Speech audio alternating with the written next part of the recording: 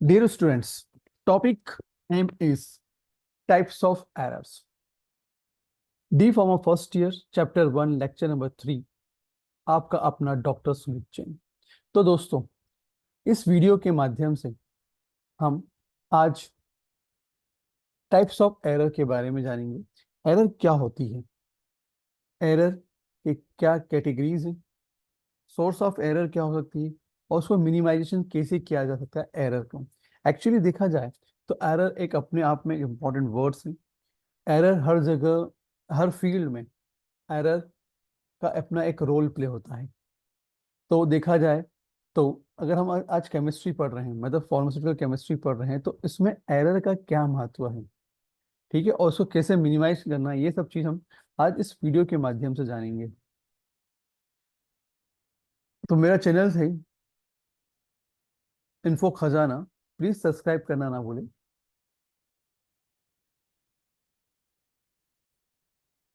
तो हमने last lecture में क्या क्या देखा था, लास्ट 2 लेक्चर की बात करें तो हमने फर्स्ट जो लेक्चर था इंट्रोडक्शन फार्मास्यूटिकल केमिस्ट्री के बारे में जाना था। उसमें फार्मास्यूटिकल्स क्या होता है, केमिस्ट्री क्या होती है, फार्मास्यूटिकल केमिस्ट्री क्या होती है, इसके बारे में हमने जाना था। उसके बाद जो नेक्स्ट लेक्चर था, हमने जाना था कि ऑब्जेक्टिव और स्कोप क्या है फार्मास्यूटिकल केमिस्ट्री के।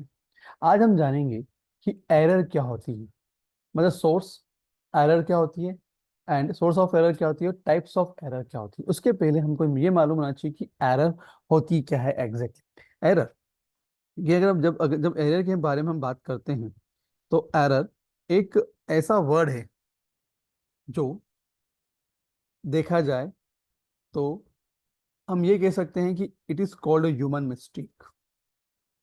फॉल्ट इक्विपमेंट हो सकता है, इन्वायरमेंट इन्फ्लुएंस हो सकता है, फ्लॉड मेथोलॉजी हो सकती है और बहुत कुछ हो सकता है एरर। मतलब देखा जाए तो एरर कुछ भी हो सकती है और इन एवरी फील्ड एरर का अपना एक रोल प्ले होता है। तो error is a measurement, is a simply the difference between the value you get, मतलब measured values and the actual values. मतलब ट्रू वैल्यू की बात कर रहे हैं यहाँ पे, हम करेक्ट वैल्यू की बात कर रहे हैं। मतलब पॉइंट ये है कि एरर का जो मेन पॉइंट है, एरर कैसे फाइंड आउट की जा सकती है। तो एरर मतलब क्या, जो डिजायर्ड वैल्यू होती है, जो आपको फाइंड आउट करना है और जो आप प्राप्त करते हैं, अगर उन दोनों वैल्यू के बीच में कोई डिफरेंस होता है, this are called error.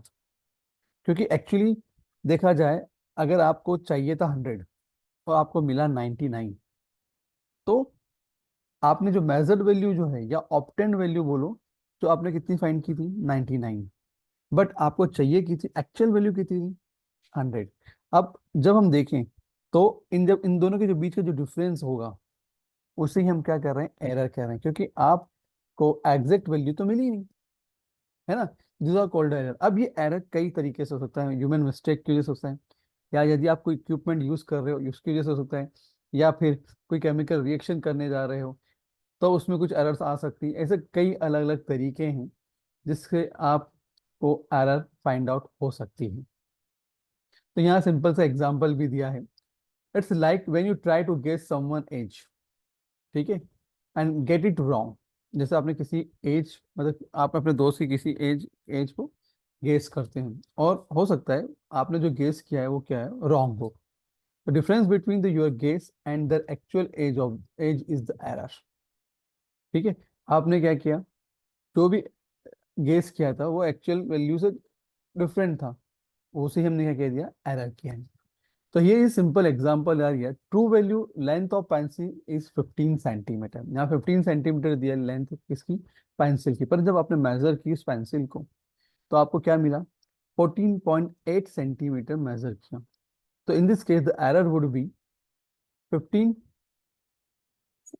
15 centimetre minus 14.8 centimetre और इक्वल टू 0.2 सेंटीमीटर। तो देखा जाए तो 0.2 सेंटीमीटर की एरर यहाँ पे डिफाइंड हो रही है। तो फॉर्मूला क्या होगा, error equal to measured value minus true value. ठीक है, this are the formula of the errors and this means the measurement was off by 0.2 centimetre and this is called the errors. ये है error.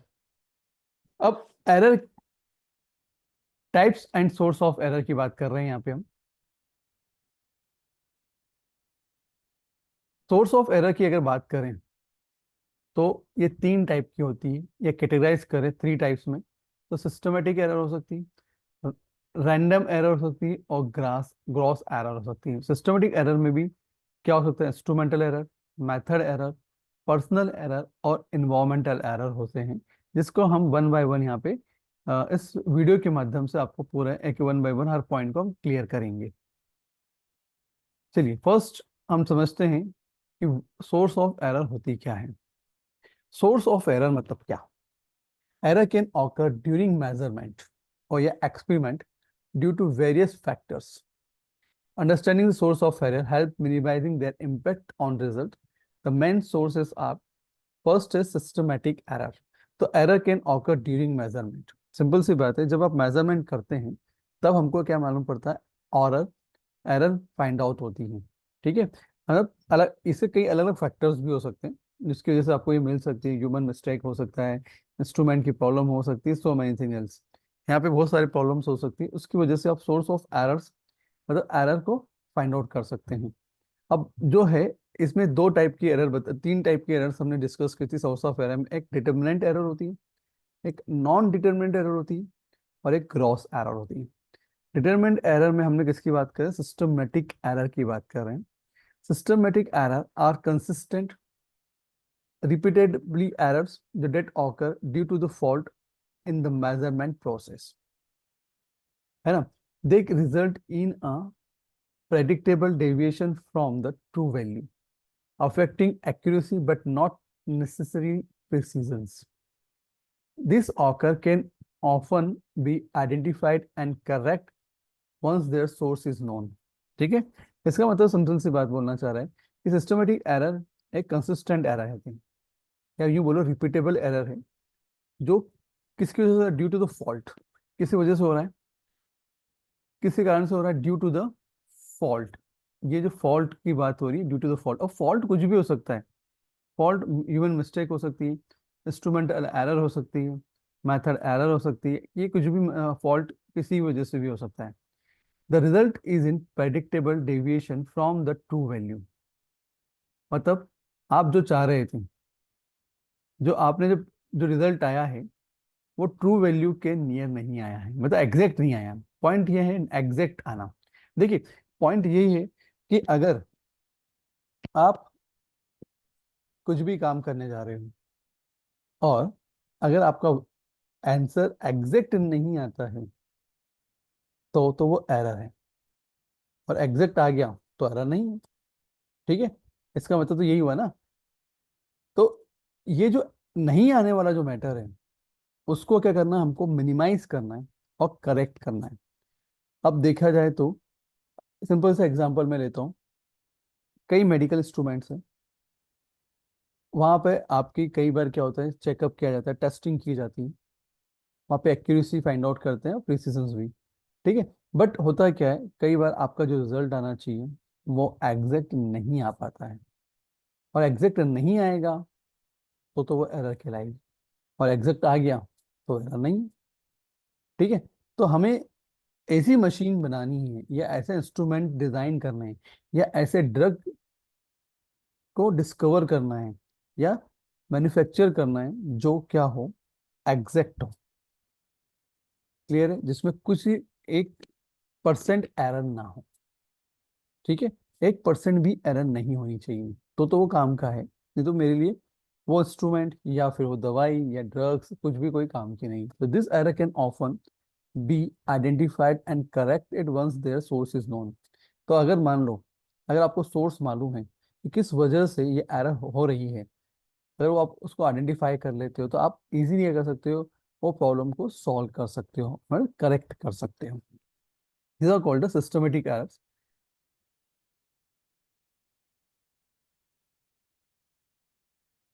अब systematic error की कुछ characteristics दी हैं यहाँ पे। फर्स्ट है कंसिस्टेंसी, सेकंड है प्रेडिक्टेबल, एंड थर्ड है करेक्टेबल। सिस्टमेटिक, फर्स्ट बात करते हैं कंसिस्टेंसी की, बात कर रहे हैं हम लोग यहाँ पे कि कंसिस्टेंसी होती क्या है। Systematic error are consistent across measurement. Meaning they produce the same deviation each time, मतलब सिंपल सी बात है कि हर बार आपका जो रिजल्ट आ रहा है सेम आ रहा है, मतलब कंसिस्टेंसी बनी हुई है ना। और जो आप चाहते हो डिजायर्ड रिजल्ट वो आपको नहीं मिल रहा है, तो ये क्या कहता है, कंसिस्टेंसी कहलाती है। Systematic error are a consistent across management, meaning they produce the same deviation each time. मतलब अब वो मेजरमेंट किसी भी पॉइंट से कर रहे हो, या तो फॉर्मूले के थ्रू कर रहे हो, या तो थ्रू इंस्ट्रूमेंट कर रहे हो, है ना, जो भी जिस सोर्स का यूज करके कर रहे हो सकता है वही चीज क्या हो, रॉन्ग हो। Predictable, they follow a specific pattern और trend making them predictable once identified. कई पॉइंट्स हम क्या करते हैं, प्रेडिक्शन करते हैं कि आज पानी गिरने वाला है, पर क्या होता है, नहीं गिरता है। या तेज गिरने वाला है पर नहीं गिरता है। ठीक है, दिस आर कॉल्ड प्रेडिक्शंस, है ना। तो ये भी एक प्रेडिक्शंस जो है, हमने जो प्रेडिक्शंस किया है उसके बेसिस पे जो हमने तुक्का लगाया या गैसिंग की है, वो कई बार सही होता है और कई बार क्या होता है, गलत हो जाता है। Correctable with proper calibrations and adjustment, this error can often be corrected. देखिए, सबसे अच्छा पॉइंट बोला है इसने, सबसे इंपॉर्टेंट यही पॉइंट है। The proper calibrations and adjustment, this error can often be corrected. अब देखो, आपको एरर तो मालूम पड़ गई कि एरर हो गई है, ठीक है। अब इस एरर को मिनिमाइज करने के लिए आपको करेक्ट करना पड़ेगा। करेक्ट करने के लिए क्या करना पड़ेगा, कुछ एडजस्टमेंट करना पड़ेगा, जिसके थ्रू आप उस एरर को क्या कर सकते हो, करेक्ट कर सकते हो। ठीक है, तो यहाँ क्या, the proper calibration and adjustment, simple से मतलब कैलिब्रेशन और एडजस्टमेंट के बेसिस पर ही आप क्या कर सकते हो, उस एरर को क्या कर सकते हो, मिनिमाइज कर सकते हो और करेक्ट कर सकते हो। तो ये सबसे इंपॉर्टेंट पॉइंट है। कोई भी एरर आ रही है तो उस एरर के पहले बारे में आइडेंटिफाई करो, सोर्स पता करो, और सोर्स के बेसिस पे उस एरर को एडजस्ट करो, देन उस एरर को करेक्ट करो। ठीक है। टाइप्स ऑफ सिस्टमेटिक एरर, अब यहाँ पे कुछ हम टाइप्स पढ़ेंगे, सिस्टमेटिक एरर के कुछ टाइप्स हैं, हम उसके बारे में डिस्कस करेंगे। First, instrumental error, error arising from defect और या फिर many malfunctions is measuring instrument. This include issue related to calibration and maintenance. देखो, अब एरर किसकी वजह से आ रही है, इंस्ट्रूमेंटल की वजह से आ रही है। हो सकता है जो इंस्ट्रूमेंट यूज करने जा रहे हो वो प्रॉपर ना हो, उसकी वजह से क्या होता है, मेजरमेंट नहीं कर पाता है वो प्रॉपरली। आप जिस चीज को मेजर करने जा रहे हो प्रॉपर मेजर नहीं कर पा रहा है, उसकी वजह से क्या हो रहा है, एरर जनरेट कर जाता है। तो एग्जाम्पल क्या दिया, a scale that consistently read 2 grams more than actual weight due to the calibration issues. If you weigh a sample and it always show higher weight than the true value, this is a instrumental error. Simple सी बात है, आप जो नापना चाह रहे हो, है ना, या तो उससे क्या होगा, कम आएगा, एग्जैक्ट वैल्यू से कम आएगा, या तो एग्जैक्ट वैल्यू से ज्यादा आएगा, है ना। अगर वो ये कंडीशन बनती है तो ये क्या होगी, ये किसकी प्रॉब्लम है, उस इंस्ट्रूमेंट की प्रॉब्लम से दिखाएगी। एक होता है environmental error, error caused by environmental condition affecting the measurement. Factors such as temperature, pressure, humidity can alter the result. ठीक है। अब ये भी एक बहुत इंपॉर्टेंट है कि कई बार क्या होता है, इन्वायरमेंट कंडीशन के हिसाब से भी क्या होता है, मेजरमेंट किया जाता है। और टेम्परेचर, फैक्टर सच हो सकता है, टेम्परेचर हो सकता है, प्रेशर हो सकता है, ह्यूमिडिटी हो सकता है। इसकी वजह से क्या होता है, कहीं ना कहीं ये इन्वायरमेंटल एरर शो होती है। In if a laboratory thermometer is used in a room when the temperature fluctuates significantly, the measurement of liquid temperature may be inconsistent, affect the accuracy. समझ में आया पॉइंट। इसका मतलब साफ साफ है कि इसने सबसे अच्छा एग्जांपल दिया, रूम टेम्परेचर की बात की है, थर्मामीटर की बात की है। अब थर्मामीटर किस पे बेसिस होता है, टेम्परेचर पर। अगर रूम का टेम्परेचर हाई होगा तो वो क्या करेगा, कहीं ना कहीं उसका जो मेजरमेंट कर रहे हैं हम लिक्विड, है ना, तो उसका क्या होगा, कहीं ना कहीं अफेक्ट करेगा, मेजरमेंट अफेक्ट कर जाएगा। ठीक है, मतलब हम जो चाह रहे हैं वो ना मिलते हुए कुछ और ही मिल जाएगा रिजल्ट उसका, या लो टेम्परेचर है उस पर कुछ और मिल जाएगा। तो इसका मतलब है कि हम जब मेजरमेंट कर रहे हैं, जिस इन्वायरमेंट में मेजरमेंट कर रहे हैं उसका इम्पोर्टेंस है, तभी हम क्या फाइंड आउट कर सकते हैं, एग्जैक्ट वैल्यू फाइंड आउट कर सकते हैं। पर्सनल एरर की बात करते हैं। Next one is personal error.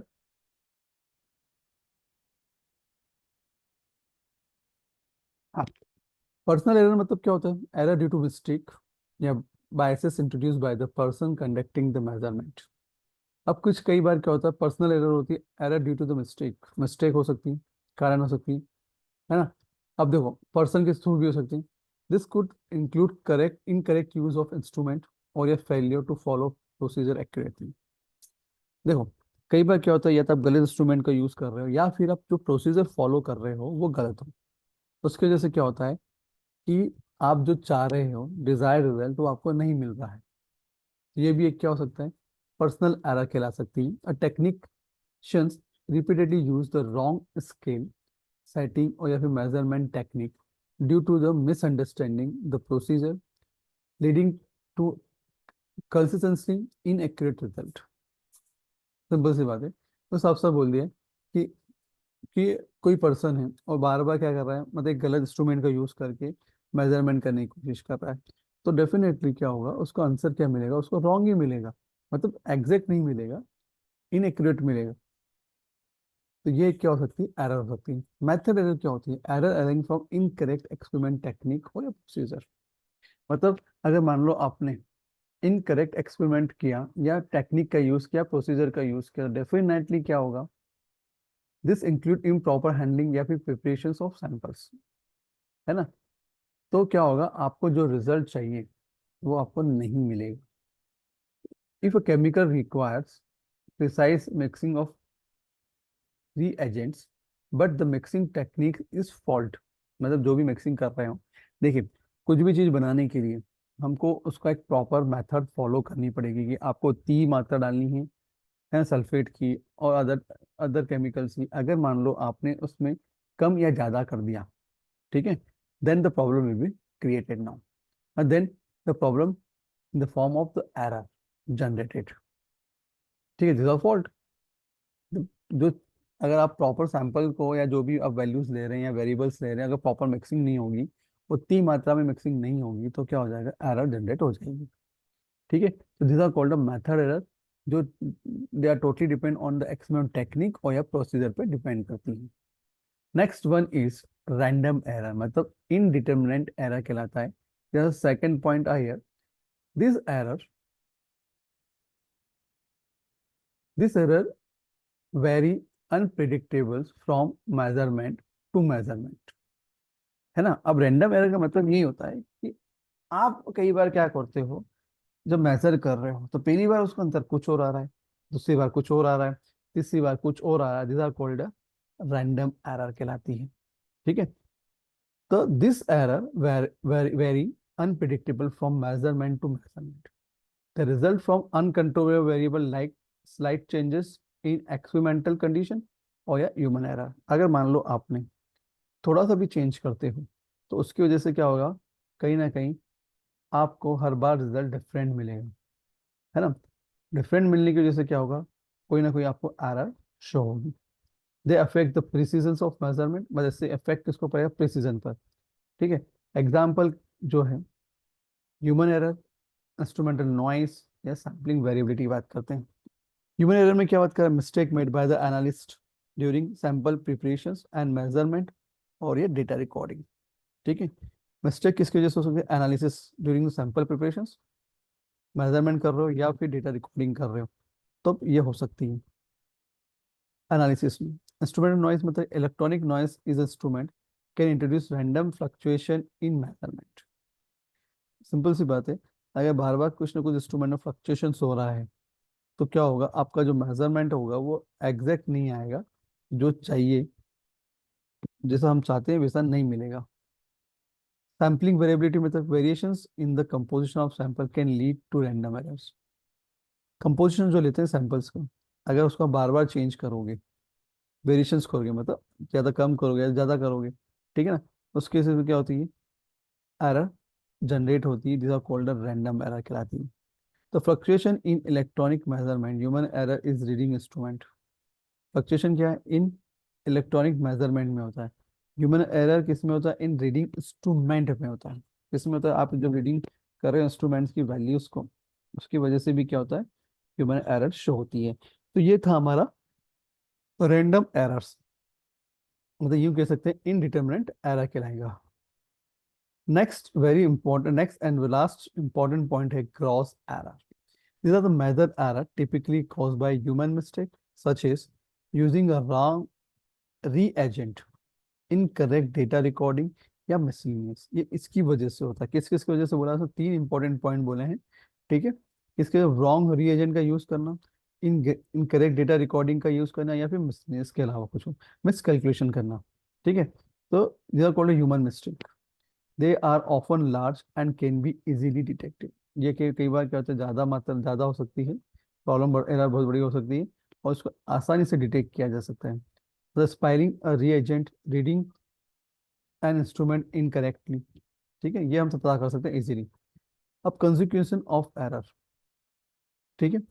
तो error is a pharmaceutical analysis can have serious consequences, ठीक है। अगर एरर है फार्मास्यूटिकल एनालिसिस के अंदर शो हो रही है, तो ये एक बहुत बड़ा सीरियस पॉइंट है या सीरियस कंसिक्वेंस है।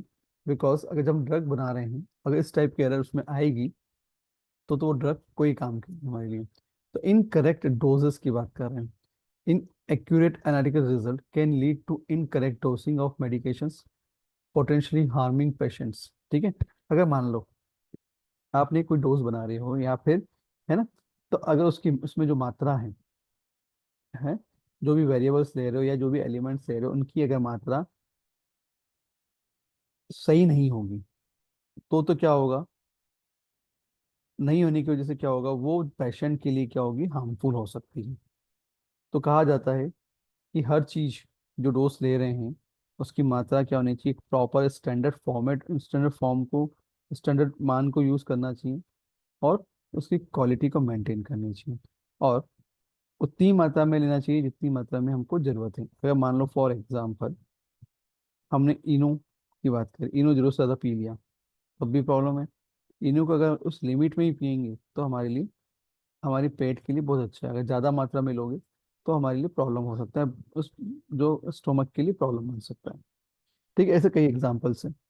फिर प्रोडक्ट रिकॉल की बात करते हैं। इफ एरर आर डिस्कवर्ड, ठीक है, after a product has been released to the market, it may need to be recalled and causing a significant financial and reputational damage.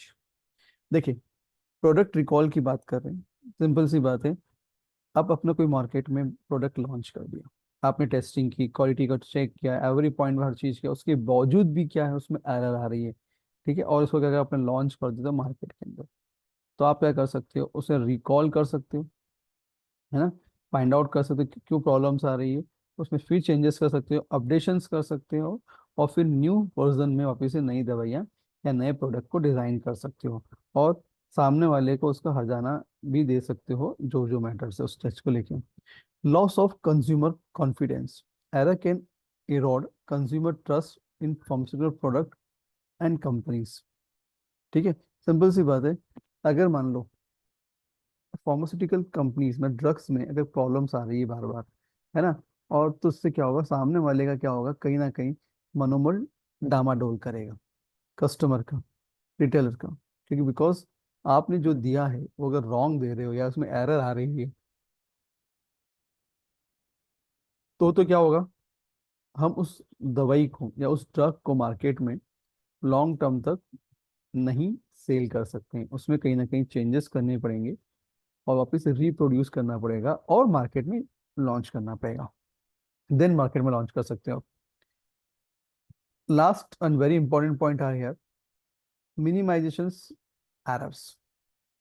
How to minimize the error. अभी जो error, तो मालूम पड़ा कि error कई अलग अलग तरीके से एरर जनरेट हो रही है, पर इसको मिनिमाइज करना भी तो आना चाहिए ना। तो कैसे करोगे? Use calibrated instrument, ensure that instrument are properly calibrated and maintain. मतलब जो भी इंस्ट्रूमेंट यूज कर रहे हो वो सही हो, और वो क्या कर सके, कैलकुलेशन सही कर सके ऐसे इंस्ट्रूमेंट को लेना है, और उसको मेंटेन करना हमको जरूरी है। फॉलो वैलिडेटेड मेथड्स, हमें वो मेथड का यूज करना चाहिए जो वैलिडेटेड है, ठीक है, जो एनालिसिस के लिए सही हो। उन मेथड का यूज करके हम क्या कर सकते हैं, एरर को मिनिमाइज कर सकते हैं। इम्प्लीमेंट करना क्वालिटी कंट्रोल मेजर्स को, procedure to monitor and verify the accuracy of result. समझ में आया ना? अगर आप क्वालिटी कंट्रोल की बात कर रहे हैं तो आपको क्या करना पड़ेगा, जो भी दवाइयाँ बना रहे हैं उसमें हम क्वालिटी कंट्रोल के जो स्टैंडर्ड्स हैं उसको यूज करना पड़ेगा, और उसके बेसिस उसके उसके बाद ही हम क्या कर सकते हैं, उस जो मेडिसिन से उस ड्रग को मार्केट में लॉन्च कर सकते हैं।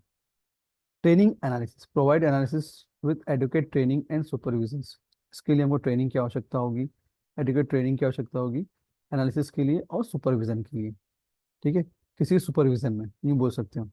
Invest in quality equipment, use high quality equipment that is suitable for the specific analytic task. Simple सी बात है, हमको क्या करना पड़ेगा, हाई क्वालिटी ऑफ इक्विपमेंट का यूज करना होगा जिससे स्पेसिफिक एनालिटिकल जो टास्क है, मतलब जो भी हम यूज करेंगे, क्वालिटी ऑफ इक्विपमेंट का यूज करोगे तो हमारा मेजरमेंट सही होगा और हमारे लिए प्रॉब्लम्स कम होगी, मतलब एरर कम आएगी। अब बात करते हैं टाइप्स ऑफ एरर की। अभी हमने किसकी बात की थी, सोर्स ऑफ एरर की बात कर लिए। अब हम बात करते हैं टाइप्स ऑफ एरर्स। इसका मतलब एब्सोल्यूट एरर, रिलेटिव एरर और परसेंटेज एरर। तीन इंपॉर्टेंट एरर्स हैं, उसको किस तरह से मेजर किया जाएगा यहाँ पे वो बताएंगे। एब्सोल्यूट एरर की बात करें तो absolute error difference between the measure value and the true value के बीच में होता है। ठीक है, मेजर वैल्यू मतलब जो हमने ऑब्टेन की, और ट्रू वैल्यू मतलब करेक्ट वैल्यू। तो उसका फॉर्मूला क्या है, एब्सोल्यूट करेक्ट मतलब measured value minus true value. If the example, if the true value of a sample is 50 gram and the measured value is 48 gram, the absolute value formula लगाएंगे 48 minus 50, तो इसका answer क्या आएगा, 2 ग्राम आएगा। तो ये भी क्या है, this are called absolute error कहलाती है, जो किसका डिफरेंस है, मेजर वैल्यू और रियल वैल्यू के बीच का डिफरेंसेस है। Relative errors, the ratio of the absolute error to the true value, often expressed as a percentage. It gives an idea of the size of the error related to the true value. देखो simple सा relative error क्या होता है, absolute error divided true value. जब आप देखो पहले, अब जो एब्सोल्यूट वैल्यू का जो आंसर आया था उसकी बात हो रही है, उसी पे हम क्या कर रहे हैं, रिलेटिव एरर निकाल रहे हैं, पता फाइंड आउट कर रहे हैं। तो कैसे फाइंड आउट करोगे, तो relative error equal to absolute error upon में ट्रू वैल्यू। तो 2 ग्राम जो था एब्सोल्यूट आंसर आया था, और ट्रू वैल्यू क्या थी हमारी 50। 2/50 करोगे तो 0.4 जो होता है, जो रिलेटिव एरर हमको शो हो रही है, समझना, 0.004 हो रही है रिलेटिव एरर यहाँ पे शो हो रही है। अब जब बात करते हैं परसेंटेज की, तो कितने परसेंट में हो रही है ये भी समझना पड़ेगा ना, कि भैया 2% में हो रही है, 4% में हो रही है, कि 10% में हो रही है। तो percentage error express the relative error. इसका परसेंटेज एरर किसको एक्सप्रेस करता है, रिलेटिव एरर को ही करेगा एज अ परसेंटेज, प्रोवाइडिंग करना clear indication of the magnitude of the error in relation to the true value. तो रिलेटिव वैल्यू क्या होगा, एब्सोल्यूट एरर अपॉन में ट्रू वैल्यू मल्टीप्लाई 100%, मतलब 100। Using the value of the above, जो भी अपन above जो हमने एग्जांपल लिया उसी की बात कर रहे हैं, 2/50 मल्टीप्लाई 100%, इसका मतलब है इसका आंसर होगा 4%। इससे मालूम पड़ रहा है कि हमारी जो एरर जो शो हो रही है कितनी आ रही है, 4% एरर आ रही है, क्योंकि हमने पहले measured value minus true value निकाला, उससे हमको मालूम पड़ा कि 2 ग्राम क्या होते हैं, एरर आ रही है, एब्सोल्यूट एरर आई है। अब उसका भी पता करें कि भैया जो ट्रू वैल्यूज है, जो इसमें वैल्यू कितना परसेंटेज है, या कितना रिलेटिव एरर्स दिखाई दे रही है। तो उससे हमको मालूम पड़ा 0.04 दिखाई दे रही थी। देन परसेंटेज कैसे फाइंड आउट करना था, परसेंटेज फॉर्मूला लगाया तो हमको मालूम पड़ा 4% की एरर जनरेट हुई है। तो ये थे टाइप्स ऑफ एरर जिसमें हमने फाइंड आउट किया, पता किया कि एब्सोल्यूट एरर क्या होता है, रिलेटिव एरर्स क्या होते हैं, और परसेंटेज एरर्स क्या होता है। परसेंटेज एरर को आपको किसमें शो करना पड़ेगा, परसेंटेज में। ठीक है, रिलेटिव एरर्स किस तरह दिखाई दे रहा है, 0.04 इस फॉर्म में दिखाई देता है। और एब्सोल्यूट एरर का फॉर्मूला क्या होता है, मतलब measured value minus true values, this are called, this is the formula of the absolute errors. तो आज के टॉपिक में हमने क्या क्या पॉइंट समझे। एक तो एरर होती क्या है, सोर्स ऑफ एरर क्या होती है, उसके भी हमने टाइप्स देखे, सिस्टमेटिक एरर्स, है ना, इनडिटरमिनेट एरर्स, डिटरमिनेट एरर, या रेंडम एरर बोलो, या फिर ग्रॉस एरर बोलो उसको, तीसरा वाला पॉइंट। और फिर जब टाइप्स ऑफ एरर की बात करें तो उसमें तीन इंपॉर्टेंट एरर्स हमने देखी, एब्सोल्यूट एरर, नेक्स्ट है relative errors and third one is percentage errors. तो आज हमने इन सभी पॉइंट को डिस्कस किया। ये चीज़ से क्लियर होगी कि एरर होती क्या है और उसको कितने पार्ट में डिवाइड किया जा सकता है और अलग अलग तरीके से उसको कैसे मेजर किया जा सकता है। ये सब चीज़ हमने आज के टॉपिक में हमने देखा। ओ, अगर आपको आज का वीडियो पसंद आया है प्लीज़ सब्सक्राइब करना ना भूलें। मेरे यूट्यूब चैनल का नाम है इन्फो खजाना और आज का वीडियो आपको उस चैनल पे जरूर देखने को मिलेगा। Thank you very much.